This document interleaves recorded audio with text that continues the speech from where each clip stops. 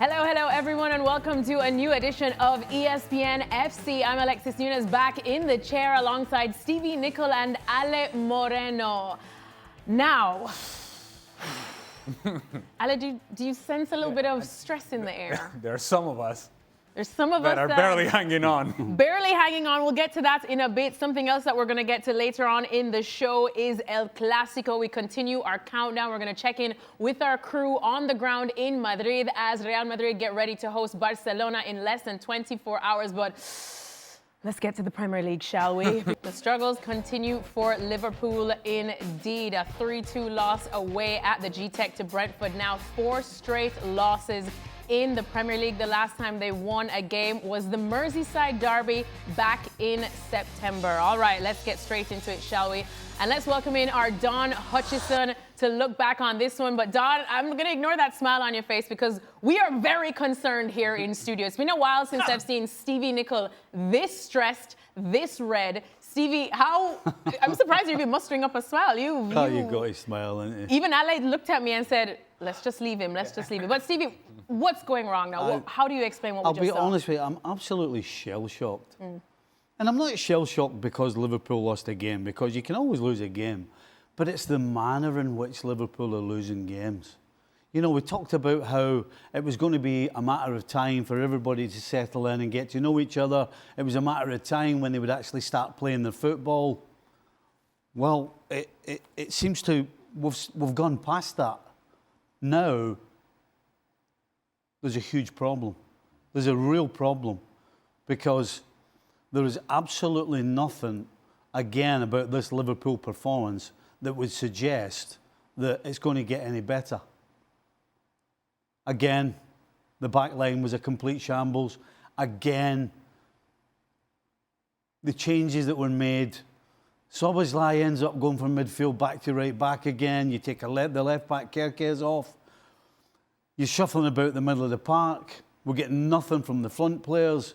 I mean, this is just game after game after game. The same things, the same mistakes, the same changes that don't make any difference whatsoever. And if I'm shell-shocked, I'm sure Arne Slot's shell-shocked because he'll be sitting thinking, what do I do that I haven't done? And I don't think there's anything else he can do that he hasn't already done.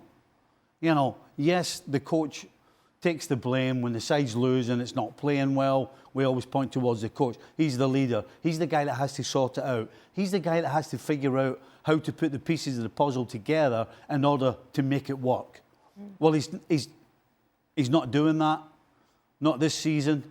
It's not happening for him whatsoever. But I do have to say that a huge part of the problem has to be down to the players as individuals. Because with the talent they have on the field, the players 100% are not doing themselves justice or Arne Slot any justice at all. And again, the worrying thing is, it does not look like it's changing anytime soon. Don, are you just as shell-shocked as Stevie? I am, and I'm like Stevie. I'm very reluctant to sort of put all the blame on the manager's door. But what I will do is I would love to know from Arne Slot why he took Florian Wirtz off for Joe Gomez when he needed a couple of goals late on in the game. Now, that's a manager that's just searching. He's struggling. Also, if you go back a couple of weeks, the Chelsea game where Liverpool lost that game late on, they were poor in the game. And then I saw nothing from that performance in the Chelsea game from the starting 11 that told me that exact same starting 11 should start against Man United. I don't know what he's seen in the Chelsea game to think, well, that was a good performance. They played really well. I'm going to go with the same 11. So I'm starting to look a little bit to Arne Slot to try and get this team out of trouble. Now, when you go back onto the players are weak. You know, I'm looking at the Liverpool players in fullback areas, and they're losing duels, they're doing the basics. The template's now been set, I think, from Crystal Palace a few weeks ago when Liverpool should have been 5-0 down at half-time. That was the team I more or less expected Arne Slot to play tonight. I would have probably preferred to see Andy Robertson off the back of the Eintracht game to start, but that's picking hairs. Kirk has scored, so he'll get a bit of confidence from that. But the template was set when Crystal Palace walloped Liverpool a few weeks ago. It should have been 5-0 up at half-time. Everyone now, including Brentford today, has showed how to beat Liverpool.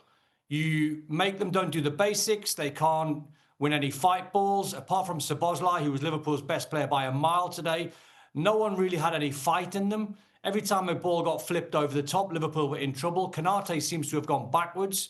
There's a whole load of problems when you look at the last couple of weeks for Arne Slot to try and figure out. And as Stevie said, it's perplexing because on paper, they're a good side, but they're not producing and they've got no fight about them whatsoever. Ale, you were nodding your head when Stevie said the fact that for the last couple of weeks, we've kind of just been chalking down Liverpool's problems to, look, they have a couple new faces, it needs time to gel, but now it's looking like this is a real concern that time is not going to fix. Yeah, and I think if you break this game down into phases of the match, and you go to the initial part of the match, and Liverpool once again allow an early goal. So whatever momentum you had from the match against Eintracht Frankfurt, now that momentum disappears because you're chasing once again. What was interesting to see in that early part of the game is that Brentford had a decision to make. Is usually because you fear and respect Liverpool, you take a step back and you become conservative. If you're Brentford, you go on the counter when you can, and you try to see the game out that way. But because Liverpool could not sustain that pressure on top of Brentford, were not creating many opportunities themselves, Brentford kind of took an advantage of that and realized, you know what?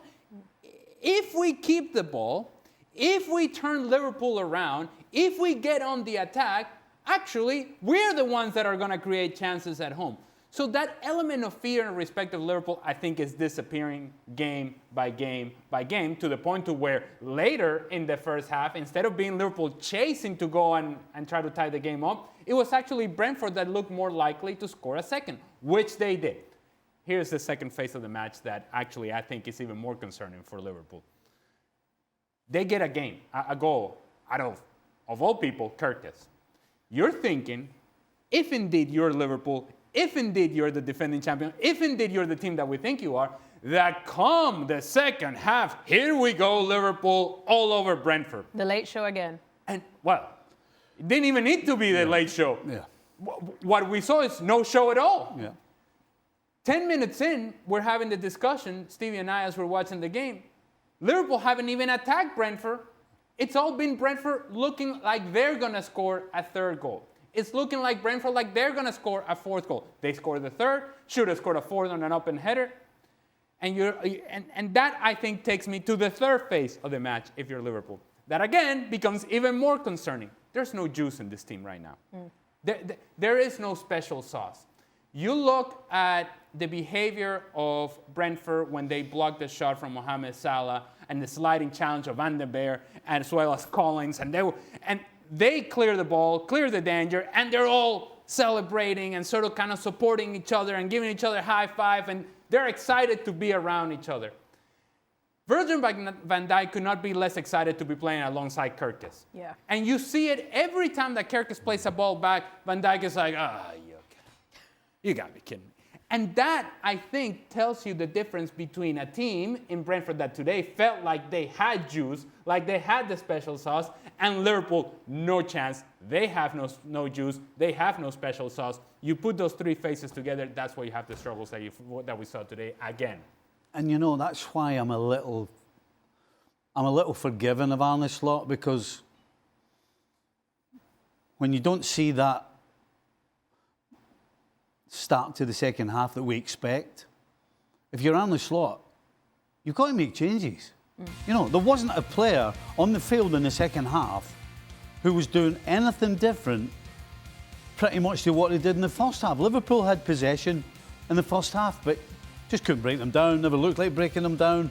But again, we thought start the second half, they'll come out and they'll start controlling and pushing Brentford back. But it just never materialised. And so if you're Arne Slot, you've got no choice but to make changes, because there's nobody on the field telling you that I need to stay here or I'm going to do anything.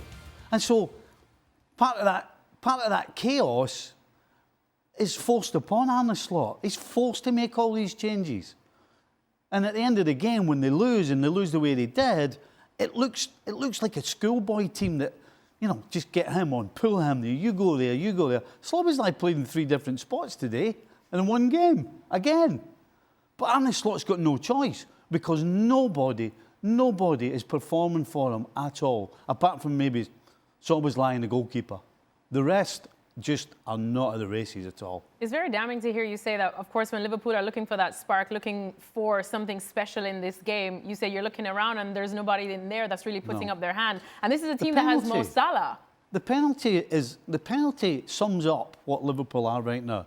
You've got your so-called leader, your so-called best defender in the world, who's given a penalty away on the edge of the box on a ball where he's so late trying to clear it and he's trying to kick it. I mean, it's such a horrible piece of defending from a guy who we know can be so good. But it's like a disease. It's spreading around the whole team, other than the two guys I said, Szoboszlai and the goalkeeper, Mamardashvili. And to that point of Virgil van Dijk, if you're going to be raising your arms every time that you're unhappy with Kirkes, you cannot give up the penalty in the manner that you did. Yeah. Right? You can't point the finger over there and then not be doing your job over here. Yeah. And that's when I think this team is in real trouble, because it was Virgil van Dijk that told us, no, well, we had a players-only meeting. We cleared the air. We told ourselves the things that we needed to tell ourselves. And so you want to see evidence of that. You want to see momentum to build from what was an impressive performance away against Eintracht Frankfurt. You think, well, we turned the corner, and then you give up a goal 4 minutes in.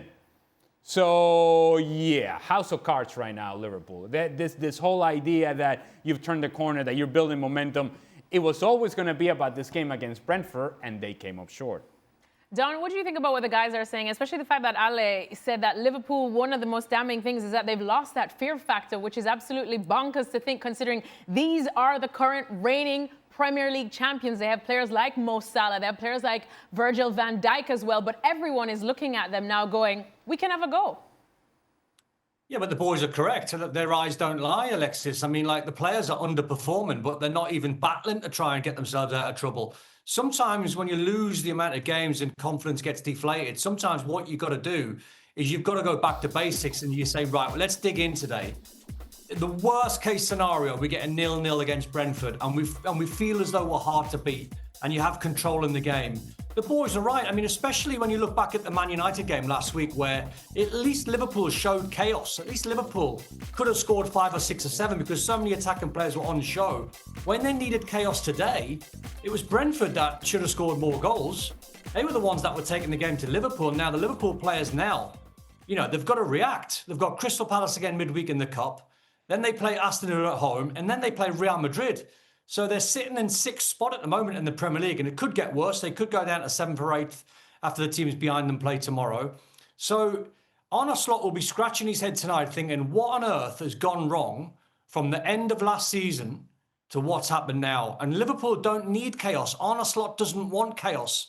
He wants control in the game. Because they haven't got it, if you haven't got control in the game, the only way you can potentially win a game or lose a game is having chaos. And that's what we saw in the first half a dozen games at the start of the season. They won by late goals because of chaos. They won games by the odd goal. Now that's come back to bite them because now they're losing, apart from today, late goals. So he's in now a world of trouble on a slot. He'll figure it out because he's got good players. But they need to show some reaction. They need to start doing the basics right. They need to roll their sleeves up and really prove to the Liverpool fans and the manager, right, listen, I've got to go back to basics. I might have to simplify my game, and it's not going to be 11v11. It's going to be man on man, and I'm just going to dominate my opponent. And that's all I can do in the short term to try and get some sort of results and get Liverpool where they should be. At the moment, you're looking at a team now, Alexis, where you're thinking, is this team going to qualify for Champions League? The answer is no. They look way off at the moment. Wow. Stevie, what do you do about the Salah situation? Because I feel like up until he scored the goal, you were ready to drop him for the next game. But you did say when you score a goal like that, the manager's almost obliged to put him back in the 11, also considering who he is. Well, the reason why I said he almost feels as though he has to play is that goals make a difference to players. You know, it changes their mindset. And the fact that he's gotten a goal will change his mindset from doom and gloom to, right, I've broken the ice, now I can go forward and keep scoring goals.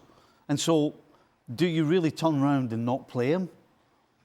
And again, another reason why you play him is because, quite frankly, there isn't anybody knocking on the door saying, you can't leave me out for Salah. So the fact that he scored a goal, I think, means he has to play. Had he finished this game like he has since the start of the season, then absolutely you, I think, would be within your rights to turn around and say, I think you need to sit down for a couple of games and figure things out. But the fact he's got that goal, I think you have to play him. The problem is, Stevie, is that you can have that same conversation about 10 players on the field for Liverpool. You can have that same conversation of he's barely hanging on. That guy, I don't know if he should play. Kerkez is afraid, and you're looking around and going, well, how many players can we actually change and keep a structure, which is another concern for Liverpool. There is no structure to this team. To Stevie's point about the second half, the difference between Liverpool today and a Sunday League team in terms of structure is none. Wow. No, think of it. Who was playing in the middle of the park for this team in the second half that you could actually say, well, this is what they're trying to do, and this is how they're approaching the match, and this is how they're looking to break down Brentford? There was no clarity there. It's just guys kind of floating in and out of space because you're trusting them to be good enough players to figure out what position they can take in order to be dangerous. But you know what happens when they lose the ball? Nobody takes responsibility defensively. Nobody's tracking back. Nobody knows their starting positions or their reset positions defensively. And so therefore, Brentford can just play right through them or play a ball that breaks everybody down as they did at the end of the first half. I'm not making this up. This is actually, you can visibly observe this and look at a team that has no organization whatsoever. Well, Don brought up an interesting point, Stevie, that I just want to show you and come to you on it, and that's Liverpool's upcoming games. As he mentioned, they have to play Crystal Palace, and we know how Crystal Palace have been getting the better of them. Villa, then Real Madrid, as well as Manchester City. Which one of these does Liverpool win, if any? See, here's the thing, Alexis. Quite frankly, it doesn't matter whether Liverpool are playing Crystal Palace, Real Madrid, or Grimsby Town. Oh, right now, had to throw that in my face. Right now, it's about the next game, the next first 10 minutes, the next thing everybody does.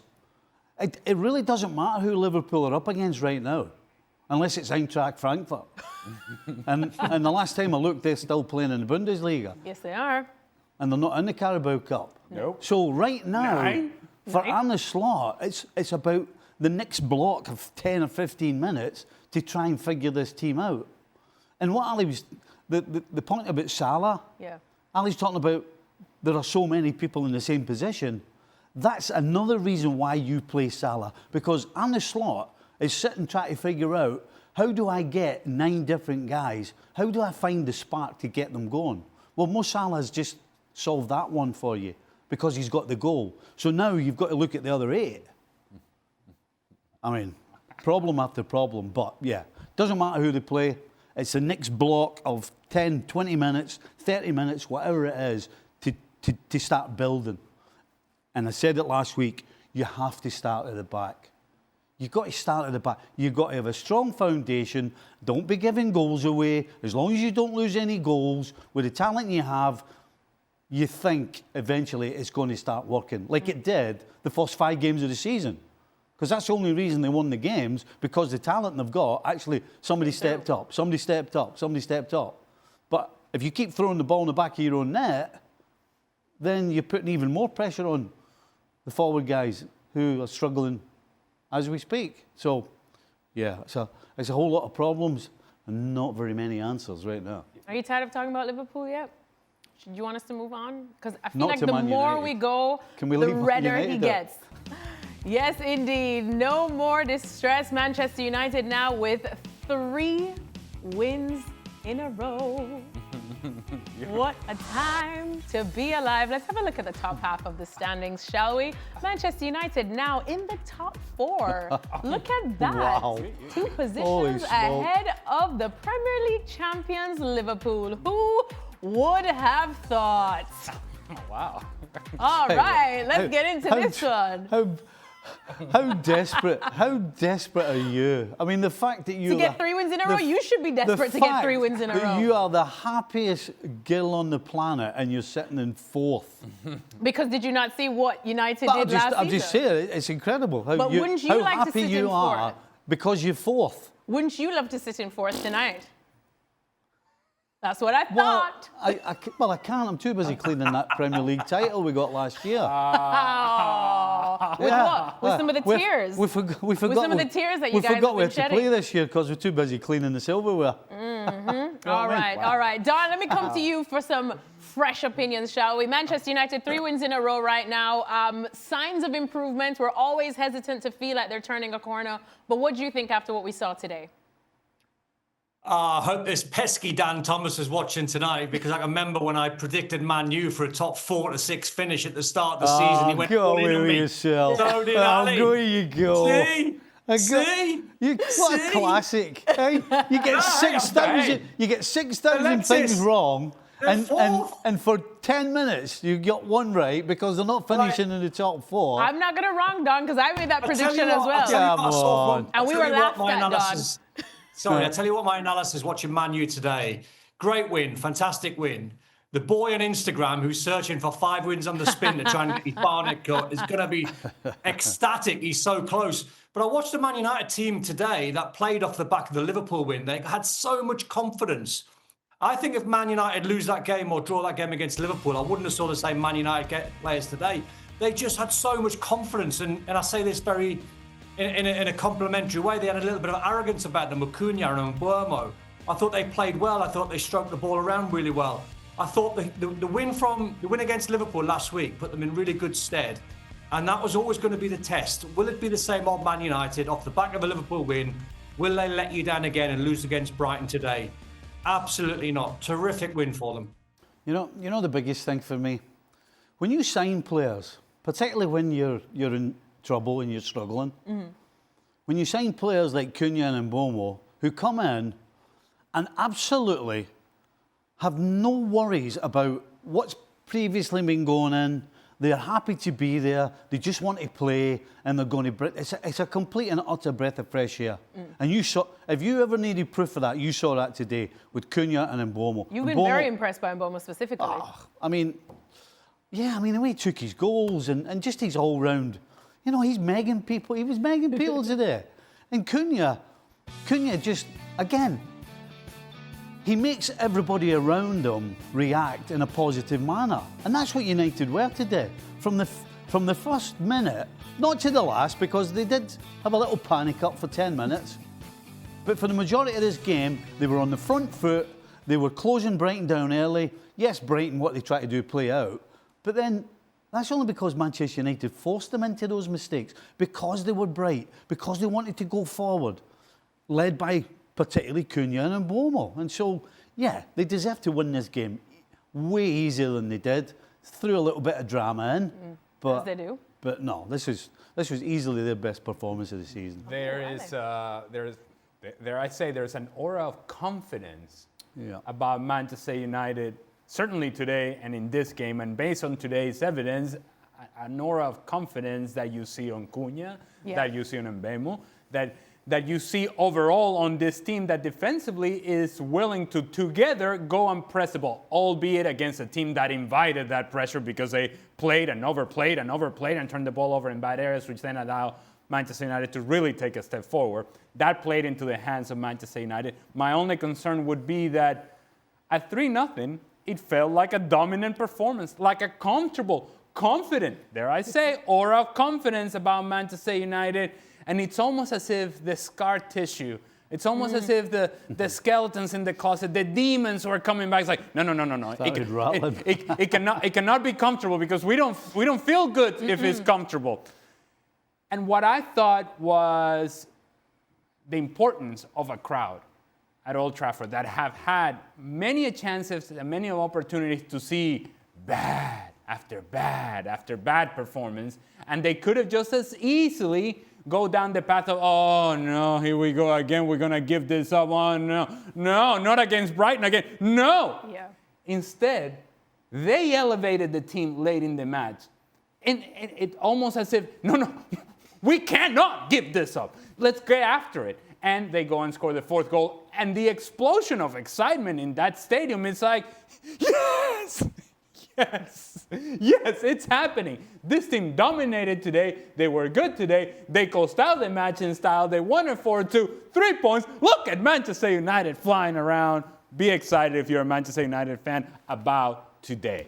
Look at Manchester United flying around, indeed. All right, well, on a day where Liverpool lose and Manchester United win, you can bet we're going to get plenty questions in extra time. It'll be Stevie, Don, and Ale answering them, so make sure to join us then.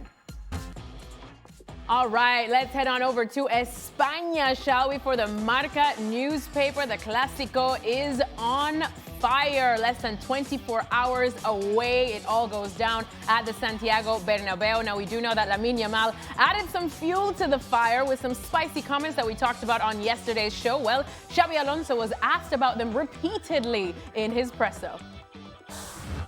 Esas declaraciones de Lamine pueden incentivar al vestuario del Real Madrid. Como he respondido, es un partido suficientemente importante, tiene muchos ingredientes para nosotros, para poder jugar bien, para poder disfrutarlo, y eso es lo que más nos ilusiona y el mayor aliciente para mañana. ¿Te parecen irrespetuosas u ofensivas esas declaraciones? No voy a entrar yo. Hay muchas declaraciones pues, por parte de la gente de Barcelona y no puedo empezar a valorarlas todas. Nosotros lo importante es el verde, lo que pasa en el campo, de dónde venimos. Lamine Yamal con sus declaraciones podría generar un clásico de tensión. No, lo que yo tengo en la cabeza es que va a ser un partido muy intenso, va a ser un partido muy disputado.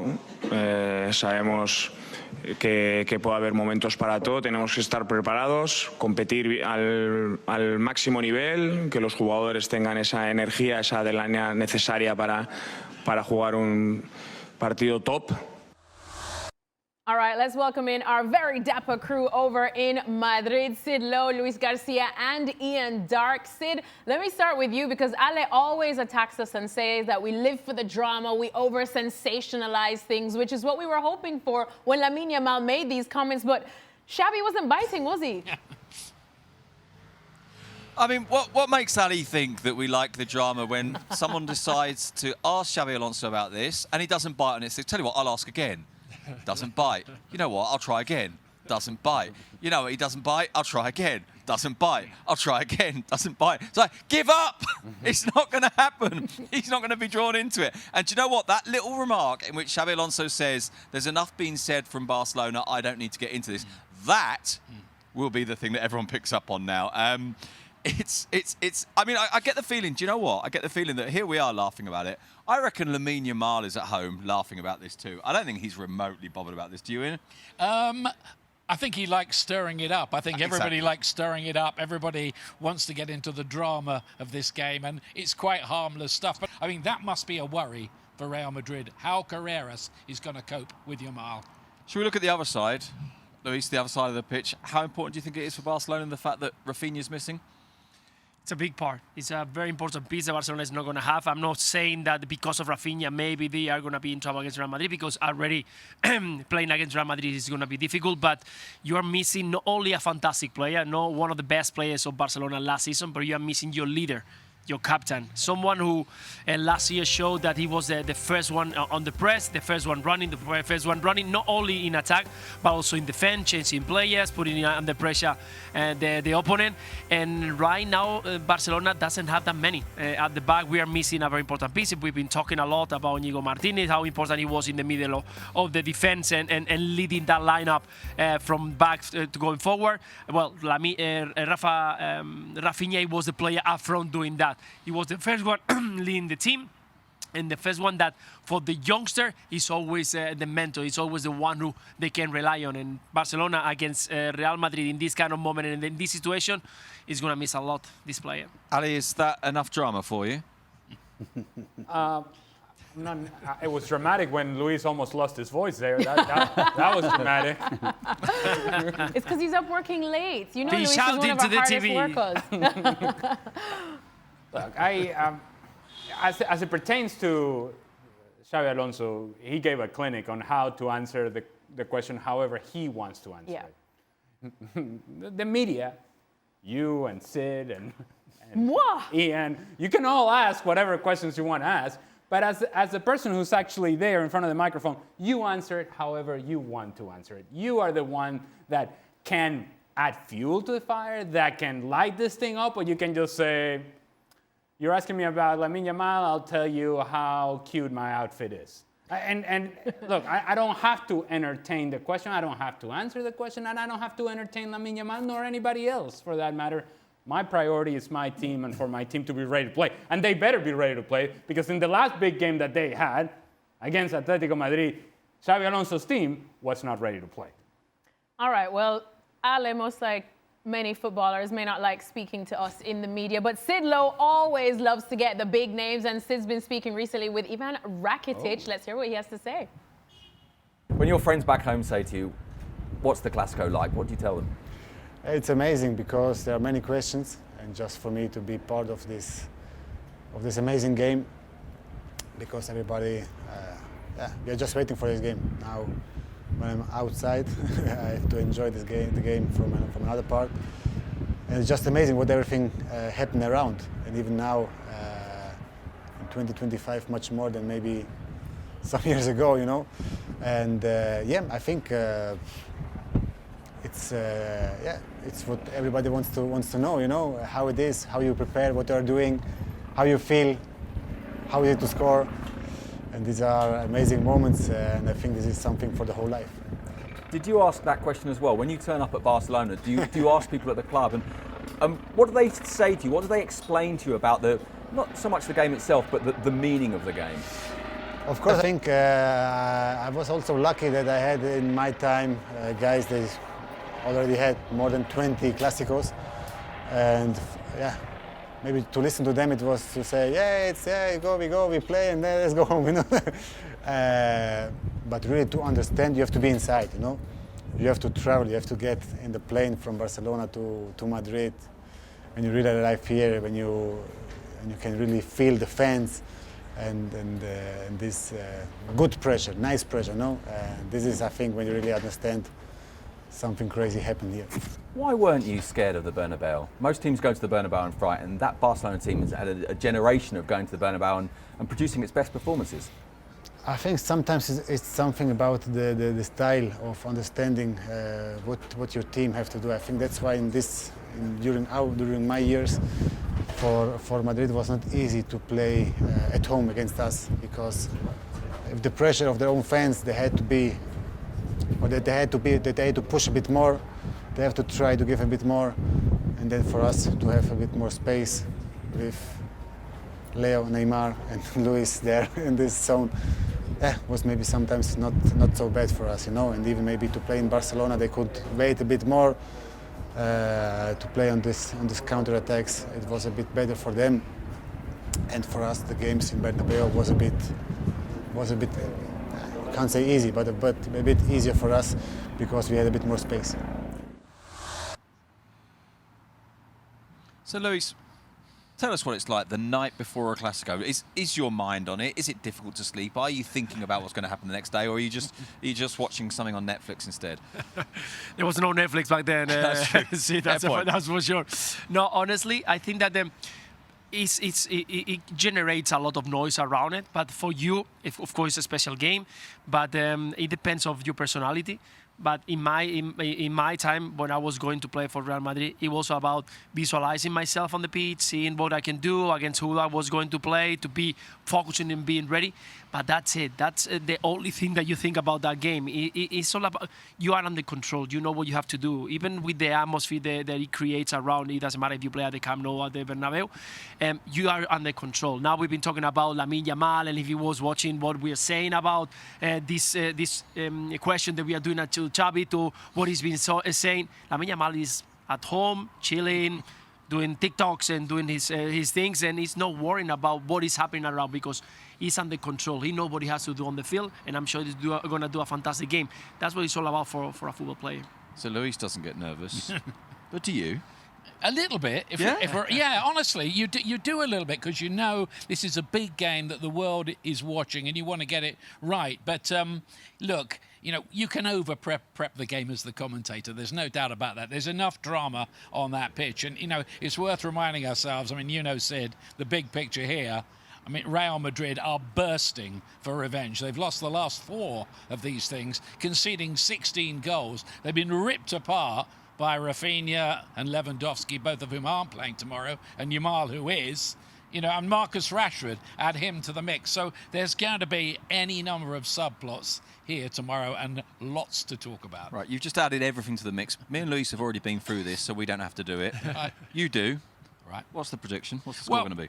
Well, the 4 games last season produced 23 goals. I mean, I make that nearly 6 a game on average. I could see something similar happen because I really don't think either of these two teams, as dangerous as they are great defensively. So I could see something like 3-3. There you go, Alexis. 3-3 for you. Make sure you're watching. All right, guys. Well, I was going to say thank you and let you get to bed, but I know you guys better than that. Where are you going tonight? Where's Luis taking you? To bed. We are going to bed. It's a long day tomorrow. Like Lamine Yamal, fast asleep. Yeah. I think I know Lamine Yamal, and he's never let a match the day after stop him from having a little bit of fun. Right? I don't know. Why are you looking at me?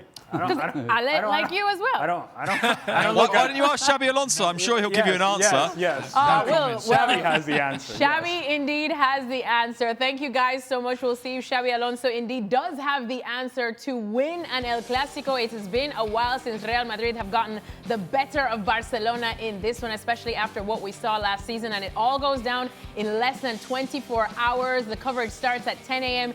Eastern time on ESPN Plus, and you can watch the game also on ESPN2 starting at 11 a.m. For the Sunderland fans who made the long journey down to West London, here's a look at the match stats. A lot of the numbers going Chelsea's way, but in the end, it didn't matter because Sunderland got the happy hunting at Stamford Bridge. Dan, oh God, we're missing Dan. But Don, now we know that Don only gets to call the big games. And Don, something tells me you did get to call this one. So your thoughts on it, and just what is this Chelsea team? What are we going to expect from them now? Because they're just definitely not consistent. Well, that's exactly it. They're young and they're inconsistent. They don't have any in-game leaders. There was a game when I played in many moons ago. We won 4-2 and I scored a brace, but they had Desai and Frank Leboeuf at the back. They had leaders through the middle of the pitch. Sunderland rocked up today, outplayed them. I was trying to pick my man of the match at the end of the game. Dan Ballard was brilliant at the back. Enzo Lefebvre, brilliant in midfield. Granit Xhaka ran the show. Granit Xhaka looked like he played in slippers today. He was that good. But Chelsea lost their way in game. And what frustrated me most about the Chelsea performance is they were moving the ball too slow. So Enzo Fernandez got on the ball. Sunderland went in a sort of low block. And I was like, 1, 2, 3, 4, 5, 6 touches he had. He played it to Reece James. 1, 2, 3, 4, 5, 6 touches he had. And it was just symptomatic of how Chelsea approached the game, and they lost their way. They got off to a good start, but then Neto faded in the game. Garnacho faded in the game. He had to try and go to his bench to try and find a spark. But the more the game went on, Sunderland just sat in that low block at 1-1, looked like they were going to get a 1-1, but won the game late on. And that, I'm afraid, Alexis, is what you're going to see from Chelsea from now to the end of the season. They were in really good form. I think it was a chance for Chelsea to win 5 on the spin in all competitions. And you would have thought, on paper, the form that they've been in, they should be rocking Sunderland over or turning Sunderland over to try and finish in the top 4 or close to it. In the end, they absolutely just ran out of any sort of ideas. They lost their way big time in game. Ale, you had a little reaction. I had a little reaction at the fact that Don had to remind us that he was right about Manchester United and then reminded us about the fact that he scored a couple of goals. You know, a long time ago, but I scored a couple of goals. No, it was on this day. It was on this day, so it was sort of relevant to the game, I think. Sort of, very sort of. Kind of, sort of relevant. A little pat on the back. As it pertains to Chelsea, at 1-1, right? They should never have lost this game. Now, 1-1 would have been a disappointing result, but not nearly as disappointing as losing the match. And I'm going to specifically address the second goal by Sunderland. Long ball over the top, Robbie gets on the end of it, and it's a 2v1, 2 defenders of Chelsea, while Robbie is waiting for Sunderland to catch up, for anybody to come and support him. Chalobah, instead of actually closing him down and making it a real 2v1 and forcing him to the outside, he just allowed Robbie to sit on the ball. Literally, 1 Mississippi, 2 Mississippi. He's sitting, standing, waiting for the support to come. Chalobah's over here also just standing and watching. No, go and close the ball down, make it a 2v1, force him to the outside so that now he cannot wait for the help. He has to dribble away from the pressure and away from goal. They allowed Brobbey to do whatever he wanted, and then Talby, who had sprinted 40 yards to get there, then has the presence of mind to have the finish that he did. Great for Sunderland. Awful defending from Chelsea, and it's awful management of a late game situation. You cannot be so concerned about scoring the game-winning goal that you forget about doing basic defending and keeping the score at worst at 1-1. Stevie, your thoughts on Chelsea? Complete sucker punch at the end. Yes, Sunderland. At 1-0, I just couldn't see another winner other than Chelsea. And as Don said, I think they did lose their way.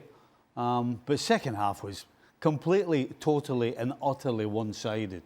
And that goal is the only time I remember Sunderland actually getting in the other half. So yeah, this defeat is down to Chelsea. Because they couldn't break Sunderland down.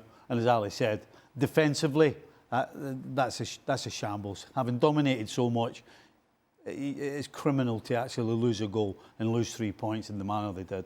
Well, the Bayern Munich train keeps on rolling. Having a look at the top of the Bundesliga standings, you will find Bayern still flying 5 points clear at the top. It's over. Let's not hear that. Anyways, our Archie Rindtut was able to speak to Vincent Kompany. Who? Yes, ma'am. Who's he? Vincent Kompany after the game. Let's hear what he had to say. Vinny. Vincent, I'd say the game was almost like your journey to the stadium today. It took a while to get going, but you got the job done. Yeah, but it wasn't surprising either. We played against a team that I think set a lot on the emotions in this game. Perhaps that's the reason of the exclusion as well, the red card. But at the same time, with 10 men, they kept working hard. They kept frustrating us and trying to keep the tempo of the game, achievable for them. And then in the second half, what we did well is we stayed calm and we started just passing the ball quicker, making them shift, opening gaps, probing, having shots, crosses, combinations. And then eventually, maybe it's an off day and then nothing goes in, but you create the chances. And today we created the chances to then deservedly win the game. You've been very careful in how you're managing Lennart Carr's progress. How rewarding is it for you as a coaching team and as a club to see that pay off today? Yeah, I think it's rewarding for me, but it's rewarding for the club as well. And the main thing I want to see is longevity, and for that I think we need to go every step and make sure we stay objective on the things he does well and the things he needs to improve. But then the key thing is you need to have a tool, you need to have a weapon when you come to a team like Bayern Munich, and you can see that shot from outside the box. I mean, he can take it 10 times, he might go in again 10 times, So that's his weapon, but he still has a lot to improve on, and that's what we're there for, and we're enjoying the journey. Just finally, next up, because the games don't keep stopping, the significance of this cup game against Cologne. How would you describe it? It's a final. It's. I think we've earned our momentum this far with hard work, but we have an experienced team. We know it's an important game, but we'll approach it like every game and make sure that we perform and then try to do everything we can to go to the next round. Vincent, thank you. Thank you. Well, like I said, the Bayern Munich train just keeps on rolling and flying. Now look at this. They have the longest win streak to begin a season. They are tied with Milan, who did it back in 1992. All right. Well, I just want to say that, I learned that it's Vincent after spending some time with our crew over there, Ale. And our even Neda Manua called Vinny Vincent. So now I've been elevated. But anyways, Ale, putting all of that aside, just looking at all of the graphics, every week it's almost like another record for Bayern, another level unlocked. And it's wild to think that they're doing this without pretty much one of their biggest players, if not their biggest, in Musiala, as well as the fact that we're looking at a Nico Jackson leading that line, something I don't think we ever had on our bingo cards going into this season. You know how Archie asked Vincent Kompany. Initially, something along the lines that it took a little while to get going, but eventually you score the goals. Actually, didn't take long at all. Luis Diaz should have scored a minute in. Had a tap in. Yeah. Right in front of the goalkeeper, he hit it wide. Had that been the case, we no longer have questions to ask Vincent Kompany about his team in Bundesliga play because they are dominant. They have been dominant, and there is no stopping Bayern Munich. Who they are in Bundesliga is significantly more talented than everybody else, but that's not what makes them dominant. What makes them dominant is that while they have all that talent available, this team works. This team runs. This team presses the ball together. This team covers the ground for each other. And they're willing and able to go and press the ball higher up the field, regain possession of the ball, and park themselves in the attacking half, and then all that talent takes over. They're just far too good for anybody else in Bundesliga. And so when I say it's over, I really mean it's over. Unless Bayern Munich just completely disappears off the face of the earth, they're going to be winning Bundesliga running away. This is a long, drawn-out coronation, and we're going to continue to see it. The only thing that can stop Bayern Munich is Bayern Munich. All these other teams, they can try, they can work, they can organize themselves, but they're far too good. So when you put together the talent that they have available, plus the work and the work rate and the character and the mentality and all the things that seem to be working so well, and now the confidence of a team that is unbeaten to start of the season, they're unstoppable. Certainly in Bundesliga play. It really is up to them how they carry that momentum into European competition. But Bayern Munich have been excellent, regardless of who's on the field and who's not in the field. That's the mark of a good team. So, I can't separate them. They're both in their own way just incredible for a 17-year-old. Well, they're incredible for anybody, really. Aye. Exactly. But in the case of Lennart Karl, he is deep, and I mean deep in terms of the options for Vincent Kompany. He is well deep because, as you just mentioned, Jamal Musiala will come back. Yeah. And you got to play Serkan Gnabry, and Luis Diaz is playing, and Harry Kane is playing, and Michael Olise is playing. So where does he fit in?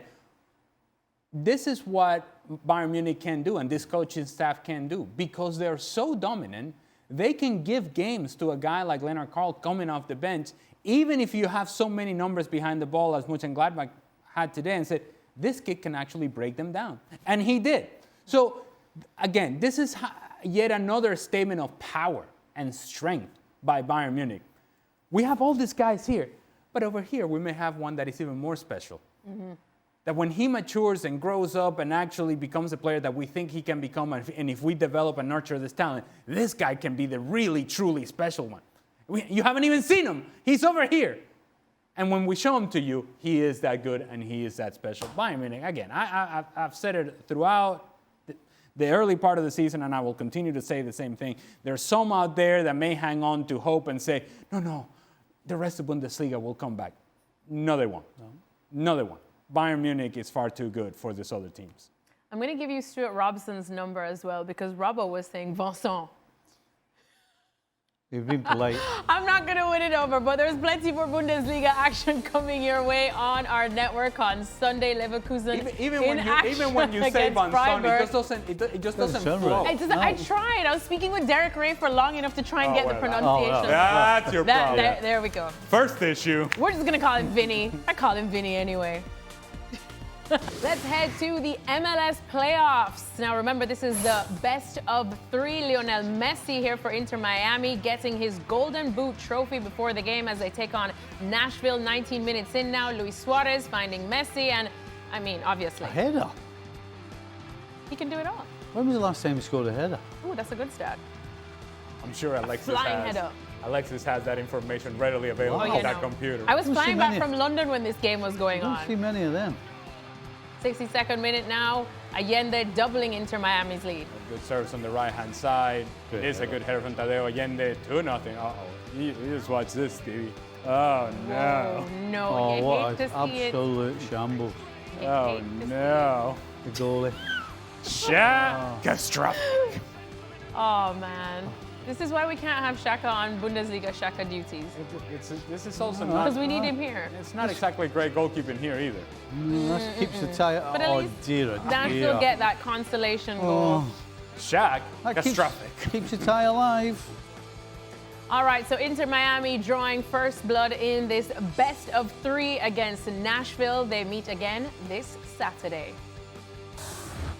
And you can bet they'll be talking all about it on Football Americas. Another episode dropping with Christina Alexander and Hercules Gomez on Monday, 8:30 p.m. Eastern Time. You know where.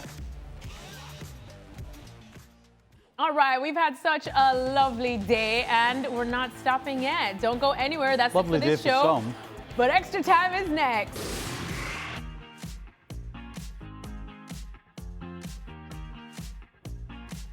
Welcome into Extra Time. We've got Stevie, Ale, and Don Hutchison is still hanging out with us. Let's get right into the questions, shall we? All right. Stevie's gone a bit red again. Don, Ale's gonna love this question. Don predicted Manchester United as top 4. Is he feeling more confident of this possibility after today's game? I think you are, Don. No, of course. No, it actually got taken out of context. I said with good signings. I think the question was at the start of the season. I can't remember who Dan said. Ali might remind me who they were going to sign. It was like 3 or 4 world-class players. Where could they finish? And I went with 3 or 4 really good players, top-end players. They could finish 4 to 6. They got laughed out of town. I don't feel confident because I still think they've got a loss in them, which might derail them a little bit. But hey, listen. They're doing all right, Alexis. 3 wins on the spin. They're doing good. Don, don't let Ale bully you and make you change your mind. You were so confident in the show. No. First of all, I did not bully anybody. All I said was that Don was very quick to take credit for Manchester United, and now it turns out that he doesn't want the credit. That he didn't exactly predict that. He's being humble. Humble Don, the guy that scored 2 goals for West Ham against Chelsea when Frank Leboeuf, whatever. Our humble Geordie, that's Don. There you go. Humble Don. See, the beauty for me, Alexis, right? When you have a day like today, Liverpool was so bad. Because I played for like 1 million clubs. Exactly. Someone's going to get me a result. And that's what Sunderland did today, so I'm happy for them. Oh. And why was it important again, Don? We just wanted to hear you say it again. Why was it important? Just humble, Don. Just predicting Man United top 4 to 6. They're on track, Ali. They are on track. And what did you do against Chelsea and Frank Leboeuf? Scored 2 against them in a 4-2 win. All right. Thank you very much. Thank you. All right. All right. I love that, Don. Next question. How can a sane manager start Salah after his dreadful performances left, right, and centre?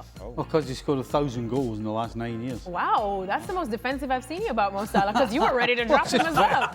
I mean, it's like Stevie came. You have to earn. When you're not having a good time, you have to earn the patience of the manager in order to get you back to where you were. And Mo Salah, because of what he's done over the last 9 years, the goals he scored, the difference he's made to Liverpool, winning a couple of Premier League titles, Champions League, then he deserves a little bit of grace. That's it. Now, you said he scored 1,000 goals over the 9 years. Well, I would say that 999 of those goals would have been meaningless had he not scored the goal that he scored today. Because had he not scored today, I think he would have been really close to hanging out on the bench. Don, what do you think? I mean, what I would say is, what's Chiesa got to do to try and get a start in this team, the form that he's in? Come on. I mean, is there something radical, Stevie? Is there something? Stevie, is there something radical Arne Slot could do with Mo Salah, like play him in the number 10 position? Could Salah end up drifting inwards to get him on the ball more? No. Hey, you got to understand, this is Italian love from Don. Humble Don is also Italian Don. Listen, if you hadn't just spent 120 million on a guy who you want to play in that position, then maybe you could think about it, just to try it. But even then, you would only be able to do that if the actual team was functioning well, and he was the only guy that needed maybe a change or just something to spark him. maybe you could then think about doing something like that. But the way it is right now, no, you couldn't do that. All right, shall we go to the next question? Sure, you're the host. What if we say no? What? Well, I guess we just won't. But I'm that's not it? the one. Is that I'm it? not, Then we'll go. I'm not the one that's Please, the boss. Please, All right. Our producer Mike's the boss. Can you please make sure that you keep it together today and nobody throws papers off the table? Oh no, I have mine very neatly Okay. in a pile here. Highlights went relatively well today, I think. Thank you. Thank you very much. It's a very sensitive subject around here these days. But now I know I can be dramatic. Okay. Oh, stay tuned for it. All right, next question is for Don. Don, dare I say it, but can Sunderland fans dream of European football next season? Absolutely. Oh. Absolutely. Why not? The second European football. Absolutely. Calm down. Why not, Calm Stevie? down. Why not? Why not? Why not, Stevie? You Well, were let me- saying calm down when Leicester won the league. I've been saying that. Let me They got remind into the you. quarter. And by the way, when Leicester won the league, everyone forgets. I think they made the quarterfinals of the Champions League or close to it. Why not be Sunderland fans? Come on, Stevie. Come on. Just let give me them a little bit of let me hope. remind you of a little team called Hull City, Yeah. who a few moons ago came up and was sat top of the league just before Christmas, and barely scraped relegate. They almost got relegated. So, cool your jets, stay in the league. Never mind let them never dream. mind your European nonsense. Give us a break. Let them dream. No Let them chance. dream. They could finish 7th. Dream. Palace done it. If Palace can do Yeah. it, why not Sunderland? Ooh, I think Palace might be of a different caliber than Sunderland. That's magic mushroom Wow, you said material. that, Alexis. Not dream. Magic mushroom. Yeah, Have that's you had a magic few? mushroom. No, never. Never. We're gonna have this conversation off camera. Next question. When a player like Kevin De Bruyne hurts his hamstring on a penalty kick, is that a sign that your career is definitely nearing the end? Oh yeah. Well, it's not yeah. encouraging. Oh, yeah. Let's say that much. It's not a good thing. As you get older, it's amazing how the things that were so natural and so easily done earlier in your career, the most basic things become difficult to do. Yeah. And your legs, see what happens is, as you get older, your mind can see everything much better than you did when you were younger, with much more clarity. But your legs cannot do the things that your mind is asking them to do. And when that crossover happens, that's when you know it's like, oh, mommy, it's coming. And you can't stop it. You can delay it maybe, but you can't stop it. No. And the more you have things like this, that you hurt your hamstring taking a free kick, or in this case, taking a penalty kick, it's yet another sign that it's coming. It's a coming. Better get ready. There's no stopping it. Yep. We hate to see it. What a player. But you know what? Maybe he's just hanging on. Napoli are at the top of the Serie A right now. They look like they're going well. If they repeat what we saw last time, KDB could get another trophy, and then he can finally give all his hamstrings a break. I didn't say he was going to die tomorrow. No, I know, but I mean, have this hamstring hang on, maybe net a couple more penalties. Okay. He's like the big, nice, shiny new signing at Napoli. Why not? I didn't say he wasn't going to make it through the season. I said that these are only signs that things are happening that were not happening before. There's a reason for that. I feel like they're calling time. Wow. Calling, you know me, I'm sensationalizing. You're the Sensationalizing. the Grim Reaper over here. Next question. Who was that? Is that Santa Claus? Oh no, he's ho ho ho, isn't he? It's Halloween. Yeah, that's ho ho ho. It's Halloween. I was getting ho ha ha ha. Did that sound menacing? Ali, really I'm scary, feeling yeah. your pain tonight, pal. I'm Like feeling a your red pain tonight, Ali. Look what you've got to work with. This is the A-team right here. We're here. I'm here all week, baby. Here all week. Next question, Steve. Well, you've been gone for a while, so that. Yeah, but working. Oh, well. Those Bundesliga Alexis. Ja. Stevie, any comments on the green kits? Liverpool's kit today, which I told you I'm a massive fan of, honestly. No, don't Chef's like kiss. it. Mwah. At Don't all. like it. No, we had a green. Don and I wore a green kit, green and white. We couldn't win a game away from home in it, And you couldn't today. and we couldn't today. Just carrying on. from where Don and I left off with a green and white strip. Hate it. Was this green that did it have a candy? Did it say candy across I it? had candy across it, yeah. Yeah, I hated it. Horrible. You're just a bit more superstitious. But is there? It was horrible. Don, it was horrible, wasn't it? There you go. Oh, no, that's okay. Is that you, Right Don? that way. No. Yeah. I'll There tell you you what, it looks better on the picture than it did actually at the time. I was how quickly Humble those... Don. Wait a Humble minute. Don, just showing you a picture. Yeah. Humble Don. How quickly do you have access to this picture that in 30 seconds you're able to pull it up? I imagine Don looking at himself like, oh, look at you, Don. Oh. Man, you look good in green. So actually, the strip was horrible, but Don made it look Don good. made it look good. Yeah. that was it. Don made it work. I don't know what was quicker, Don reaching for a photo of himself back in his prime years, or Frank Leboeuf reaching for his World Cup trophy. Yeah, no, Don could wear a potato sack and make it look like Armani. Wow. I mean, he could, couldn't you, Don? Wow. Well, that's a compliment, and right? I'll take that, knowing how he throws money around and wastes money, he would spend Armani money on a sack of potatoes. Oh, not the Armani money. Don has Armani money? Must be nice. Hey. Yeah, he does. Yeah, you don't know about Well, Don. I am at a petrol station, apparently. Ah, yes. There he Stay with is. the glory days. There he Alexis, is. stay with the glory days, weren't they? Oh, it's all right, dog. See, humble Don again, Ali. Humble Don again, give a family heart. £250 Yeah. at a petrol station to try and get them out of stuck. I'm Big heart, Don. Yeah. It's love. In the end, it's love, and it's about the kids. It's about the kids. Yes. Oh, our Don Hutchison.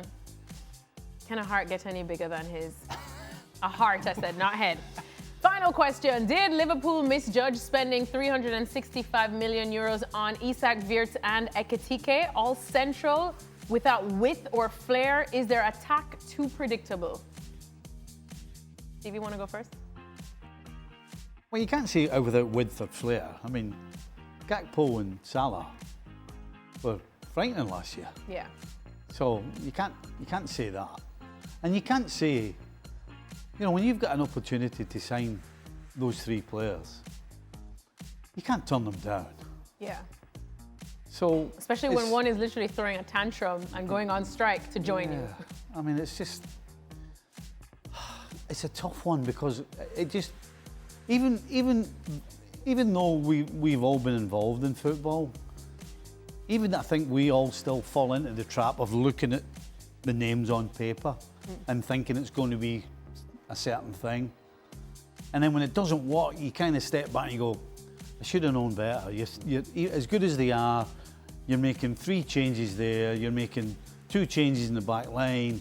You're changing the whole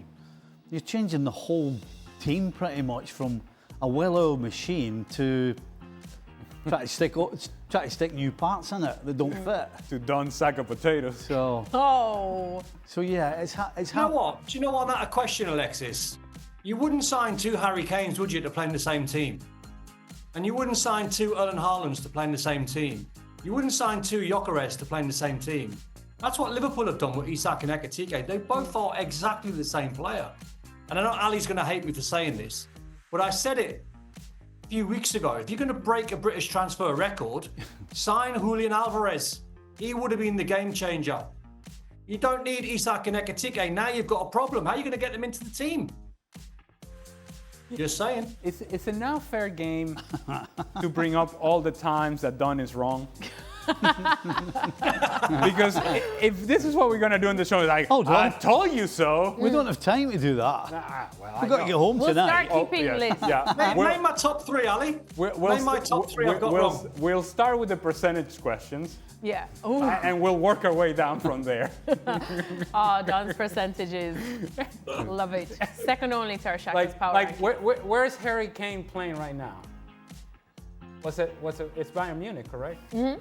According to Don, he was 100% going to Manchester City. Oh. It was Don, Ali. Trust me, it was Don. Here's the thing, Don. Don right? has links.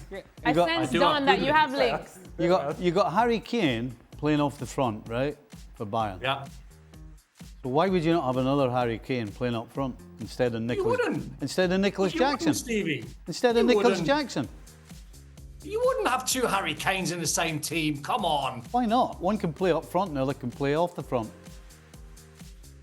Well, that's like saying Ekitike and Isak, but my point is they're two exactly the same players. They're a clone of each other. It might not work. How are you going to get them in the team? Well, one's going to score and the other one's going to assist. But system-wise, what are you going to do to play all those guys, the Gakpos, the Salah, Bertz, Ekitike, I'm talking Isak? about two Harry Kanes with Bayern Munich. I'm playing one up front and I'm playing one off the front. You think that's a bad idea? I don't think so. No? No. All right. Would you have two Ali Morenos up top? I think he agreed with I me would there. have two Ale I think he Morenos agreed up with me top. there. I think He said, agreed would with you me. have two Ale Morenos up top? And I said, absolutely. Well, we would be hardworking. We would draw a lot of fouls, but wouldn't score a lot of goals. So there you go. That's what you would get. All right. Well, And on tap-ins, that, a lot of tap-ins. a lot of tap-ins. Producer Mike says he's tired and he would like to wrap things up now. Right. But let's remind you that our show is back on tomorrow. I will be here. Will you guys? Yes. Oh, Stevie's back with us. Yeah. Ale,